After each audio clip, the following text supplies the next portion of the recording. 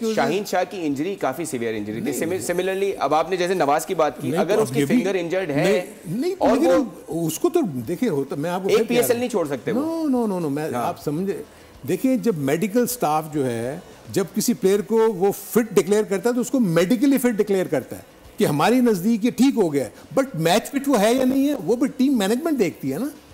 It is the decision of the team management के वो देखे कि ये पूरी तरह फिट हो गया, बॉलिंग करा के देखी, मैचेस कराए। 2 दिन पहले तो ये इकट्ठे होते हैं, तो क्या इनकी प्रैक्टिस होती होगी, क्या नहीं होता होगा। It's a good discussion by the way, because फरीज देखें, एक एथलीट जो है उसको खुद भी पता होना चाहिए कि this bad performance could cost me my career.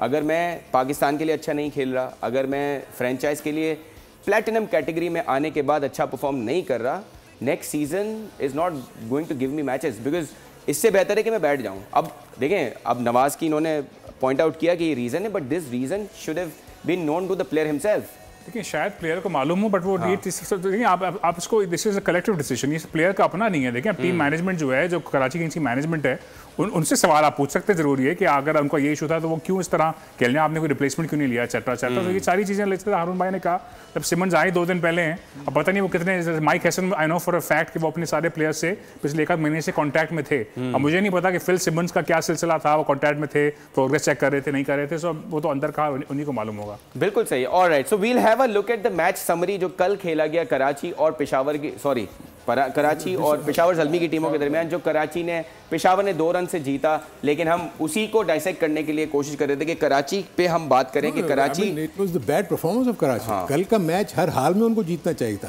देखिए कल जो पिच थी ना, it was a spinning track. आप देखेंगे बाबर आजम नाच रहा था, अगर आप उसको बैटिंग करते हुए देखते, शोएब ने बहुत मुश्किल उसको डाली। तो जैसे ही वो 2 से 3 ओवर है, मुझे पता था कि 150 रन यहाँ पर जो है ना वो, लेकिन सर जब कराची चेस कर रहा था, साइफर टू विंस बहुत अच्छा खेल रहे थे। इसीलिए तो मैं कह रहा हूँ कि उनके पास तो फास्ट बॉलर्स थे, सो इसलिए उनको मैच जीतना चाहिए था। उनके पास देखे ना, आप ये देख लें कि जो साइम 2 ओवर करता रहा है, उसको 4 ओवर पूरे करवाए, बिल्कुल, and he got very crucial wickets. शान को पता नहीं लगा गेंद कहां से स्पिन हो गया और स्टंप। लेकिन हमने देखा कि कल भी जो आपके प्रॉपर स्पिनर्स थे, जाहिद जो थे उनको रन पड़े, और जो आपके शोएब मलिक है उनको कम रन पड़े, आपके साइम अयूब को कम रन पड़े। सो ये भी एक बात है कि कराची का जो प्रीमियम स्पिनर है वो भी परफॉर्म नहीं कर रहा।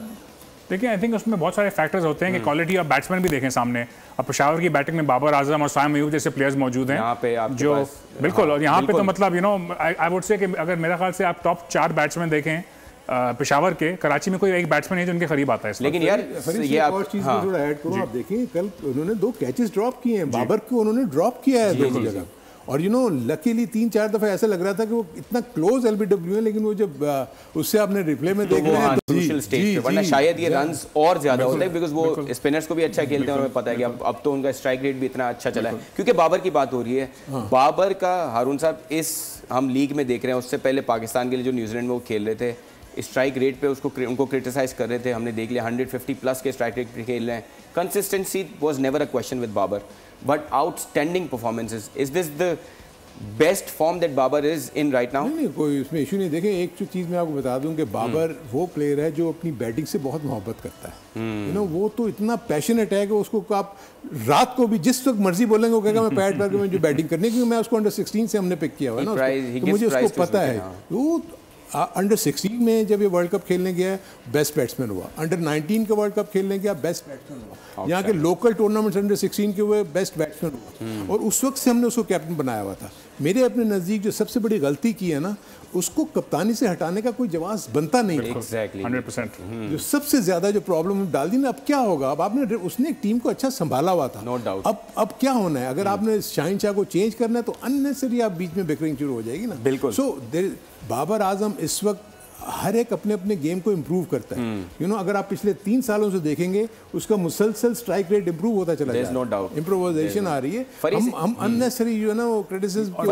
एक और चीज बाबर पे ऐड करूंगा, देखें T20 में होता क्या है, अक्सर प्लेयर्स होते हैं जब वो 50 बॉलें खेल लेते हैं उनका स्ट्राइक रेट अच्छा हो जाता है, और बाबर भी उसी कैटेगरी में हुआ करते थे। जो बाबर की गेम में बड़ा चेंज आया है, वो अब पहले 10-15 बॉलों में ही उनका स्ट्राइक रेट आप देखें 150 प्लस होता है, वरना पहले वो स्टार्ट स्लो करते थे, तो अब जो है वो बिल्कुल शुरू से प्रेशर डाल रहे बॉलिंग। लेकिन अब PSL का पिछले 5-6 6 सालों का रिकॉर्ड देखें ना, ही वाज ऑन 110, 115, बट पिछले साल और इस साल, पिछले साल 130 का स्ट्राइक रेट है, इस साल 150 का स्ट्राइक रेट है। So he has made changes to his batting style. हमने देखा कि शॉट्स भी उन्होंने रेंज भी बढ़ाई है। पीछे लीग भी खेल के आए हैं, उसमें भी बेस्ट उसमें भी, हाँ उसमें best batsman. Alright, so we'll subscribe करें और बेल दबाएं ताकि कोई खबर रह न जाए।